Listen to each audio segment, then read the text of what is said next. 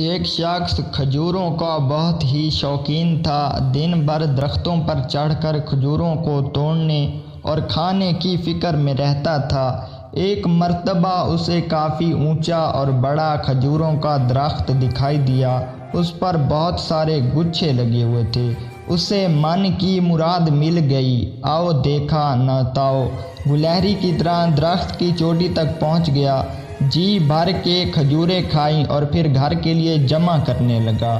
جب مقصد پورا ہو گیا تو درخت سے نیچے آنے کی سوچی، لیکن یہ کیا، جیسے ہی نیچے نظر کی ہوش باختہ ہو گیا۔ پیشانی پر پسینے کی بوند نظر آنے لگی۔ ہاتھ پاؤں تھر تھرانے لگے۔ اس نے تصور بھی نہیں کیا تھا کہ وہ اتنے اونچے پیڑ پر چڑھ چکا ہے۔ اب کیا کرے؟ وہ آج سے پہلے کبھی اتنے اونچے پیڑ پر نہیں چڑھا تھا۔ اے اللہ، میری حفاظت فرما، مجھے خیریت سے نیچے اتار دے۔ اگر ہاتھ چھوٹ گیا، میں نیچے گر پڑا تو آج میری زندگی کا آخری دن ہوگا۔ یا اللہ، ایسا مت ہونے دینا، مجھے بچا لینا۔ میں خیریت سے نیچے پہنچ گیا تو پورے 5 روپے کی نیاز پیش کروں گا۔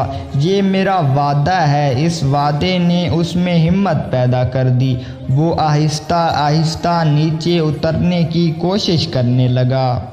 آدھی ہی دوری پار کی تو ہوش قابو میں آئے۔ دل کی دھڑکن میں افاقہ ہوا، پیشانی کا پسینہ خشک ہونے لگا۔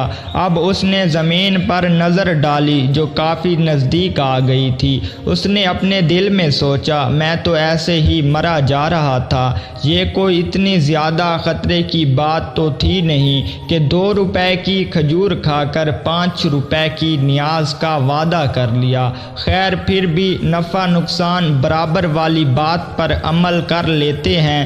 2 روپے ٹھیک رہیں گے۔ اگر خیریت سے نیچے اتر گئے تو 2 روپے کی نیاز پیش کر دیں گے۔ یہ وعدہ رہا اور یہ وعدہ کم ہوتے ہوتے 0 میں تبدیل ہو گیا۔ زمین پر پیر رکھتے ہی اس نے پیڑ کی طرف دیکھا اور کہنے لگا، پیڑ پر میں نہ جانے کتنی مرتبہ چڑھ کر اتر جاؤں، لیکن پتہ نہیں میں آج اتنا کیوں ڈر گیا تھا۔ یہ خطرے جیسی کوئی بات نہیں تھی۔ اور پھر ہاتھ صاف کرتے ہوئے آگے بڑھ گیا۔